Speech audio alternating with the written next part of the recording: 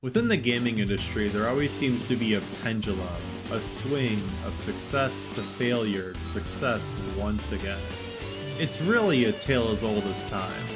A video game company gets way overconfident and ends up making bad decisions as a result.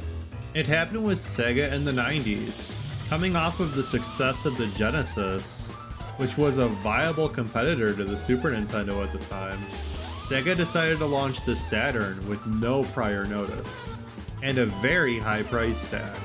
And that decision was something that they never recovered from, eventually causing them to go third party. It happened to PlayStation when they launched the PS3, coming off of the PS2, which is the best-selling console of all time currently. They thought they were too big to fail, and launched the PS3 with a very high price tag, causing the system to struggle out of the gate. No one could afford it. They later recovered from this, but not all companies are so lucky. Xbox made some really bad decisions when first revealing the Xbox One. They focused a lot less on gaming and a lot more on TV. They also pushed an always online future, something that people were not a fan of. Even though they later backtracked on this, it's something that Microsoft has never recovered from. And it's the reason they've pretty much gone third party now, because they can't sell their consoles. And then we have Nintendo. They've been down this road quite a few times. Going back to the 3DS, they launched it with a super high price tag. They thought that because everyone had a DS, everyone would want the successor, the 3DS, no matter the cost. And they priced it at $250 at launch. On top of that, there really wasn't any compelling software to play, with only Pilot Wings Resort, Steel Diver, and Nintendogs at launch. And so, only a few months after the 3DS was out, they had to cut the price by $80, something that was really unheard of at the time. They went all the way from $250 to $170, and this decision saved the 3DS. It got more people to actually want one. And even if it wasn't as successful as the DS, it was still a success for sure, selling over 70 million units. But Nintendo couldn't stop there. They were also way overconfident with their home console, the Wii U, putting a super high price tag on it, and a confusing marketing campaign. The Wii U ended up being Nintendo's worst selling console, outside of the Virtual Boy. And so the Switch was a switch from the status quo. During the later half of the Wii U generation, Nintendo worked to gain goodwill with the fanbase, with goofy skits and even giving out free games. Nintendo might have had a smaller fanbase at the time, but they wanted to keep the fanbase that they had.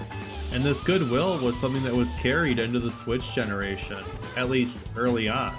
The Switch was an affordable price for what it offered, at only $300, and even let you take big console games like The Legend of Zelda Breath of the Wild on the go. And it's Nintendo's most successful home console to date, with over 153 million units to date. But it is seeming that that pendulum is starting to swing in the other direction. I'm sure you may have heard by now, but Nintendo is raising the price of the Nintendo Switch family of systems.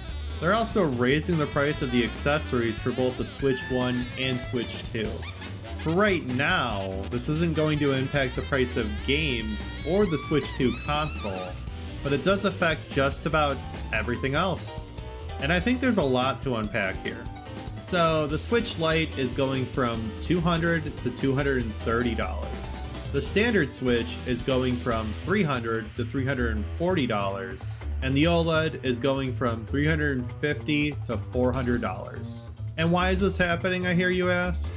Well, it's the company's favorite word, tariffs. Now, Nintendo didn't actually use the word tariffs, but they did use the word market conditions, basically implying tariffs. And look, I do think it's a factor, but I don't think it's the whole story. Historically, consoles go down in price because they become cheaper to manufacture, and you want to sell to more people. So you're free to disagree with me here, but I just want to ask you a few questions if you think it's exclusively tariffs. Just a thought experiment here. If you disagree, let me know in the comments. I'd love to hear it. Just be respectful, that's all I ask.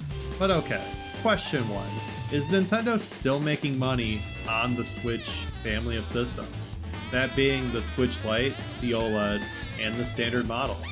And would they still make money if they did not raise the price? And question 2, would Nintendo raise the price of the Switch family of systems if they weren't successful? If you're coming to the same conclusion that I am, I think that yes, they would still make a profit on the Switch family of systems, and no, they would not be raising the price if they did not sell as many Switches as they have. You could even throw the accessories into this. They're definitely making money on those, even with tariffs. The standard Joy-Cons that still have drift are going up to $90 for a pair, and the Model 2 is $100 now. The Pro Controller's $90, and these aren't even things that are built to last. They're going to break on you once again, just like they did for the Switch 1. And Nintendo's thought is that they can get away with it. They think that you'll buy it anyway no matter what, because you're a dedicated fan. And before I continue, let me say that Nintendo makes the best games. The Switch had some of my favorite games of all time, and it was easily the best console in probably the last decade, or even more. Heck, the Switch might even be my favorite console of all time. So I'm coming at this from a fan's perspective. I think as a fan, if you want a company to improve, you need to look at things objectively. That means that we give Nintendo credit where credit's due. But with credit also comes criticism. Constructive criticism. Ultimately, I don't want to see Nintendo fail, but I want to see them improve. It's how we got the Switch in the first place. They were backed against the wall with the Wii U, and ended up learning from that to make the Switch, bringing with it some of the best games in Nintendo history. And I think this price hike is a really bad move. The real reason I think that they're doing this is because of the Apple ladder strategy, overcharging for one item to make the other item look more compelling.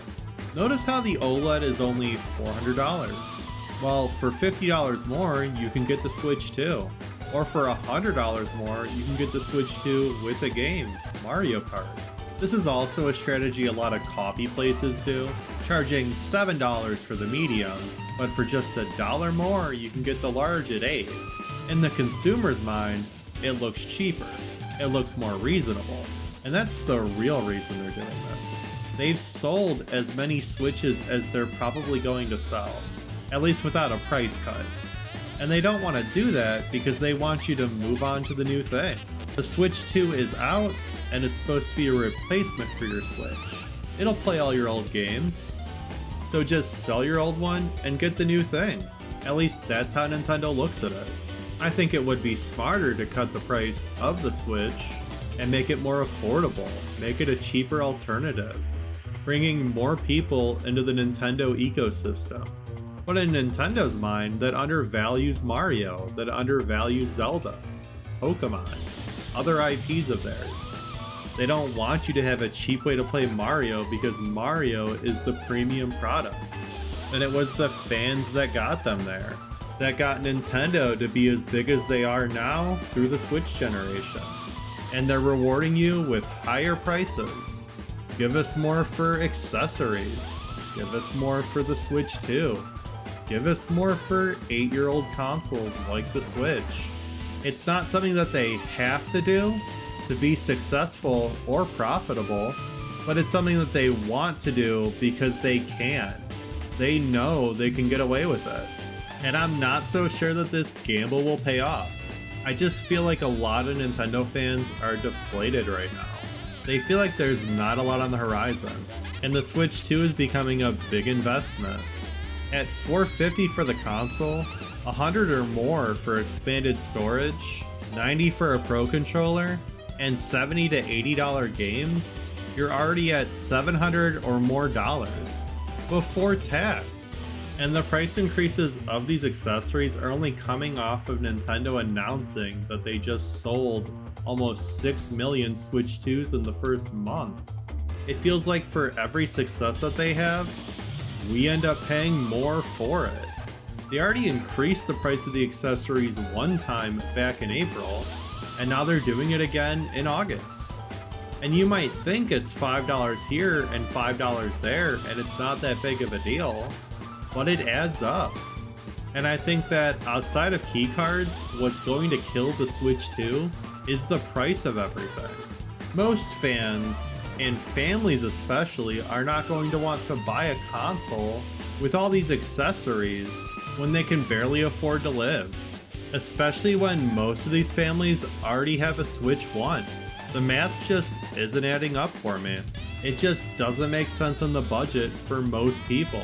Especially when you're saying that the price of things can go up in the future.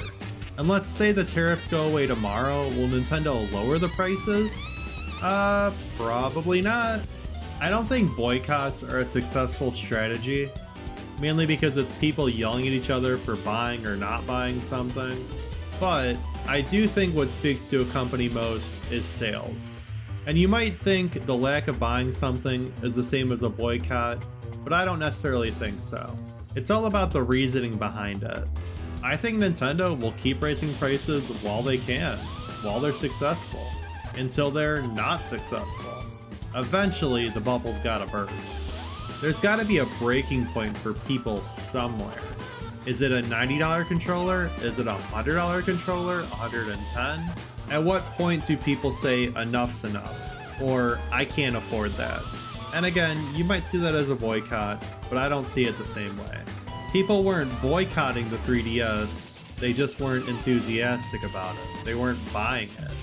And the only way to make it seem more appealing is to drop the price. Something that Nintendo won't do until they see a hit to their bottom line. Until the Switch 2 is not selling anymore. And I'll make a prediction. If the Switch 2 continues to do well, I think we'll see a price increase. I think they'll wait until enough people have adopted the system, maybe once they're at 20 to 40 million units, so like year 2 maybe. But at that point, we'll see a price hike, maybe to $500 or even $600. It's not out of the realm of possibility.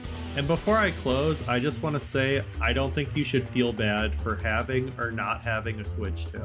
However you got it, whether you bought it, whether you didn't buy it and you got it as a gift, or whatever the reason, if you have one, don't feel bad about it. In fact, I hope you're enjoying the console. I have a Switch 2 myself and I'm enjoying it. I really like the console itself. The pricing is way too high, but I love the console. It's what I wanted in a Switch successor. I essentially got mine for free, which I might talk about in a future video. But if you're enjoying it like I am, I'm happy for you. And I think you can criticize it while also enjoying it. It doesn't have to be one or the other. You can have both good and bad things to say. It's called being able to think for yourself, and that's a great thing. Don't let anyone tell you how to think, including corporations. They're not your friends and just want your money. But anyway, that's gonna do it for today's video, guys. Let me know your thoughts. Do you think the price hike is justified? Do you think it's not justified like me? Leave your thoughts in the comments below. I would love to hear them. And go ahead and subscribe. It would really help out the channel. Thanks, guys. Bye.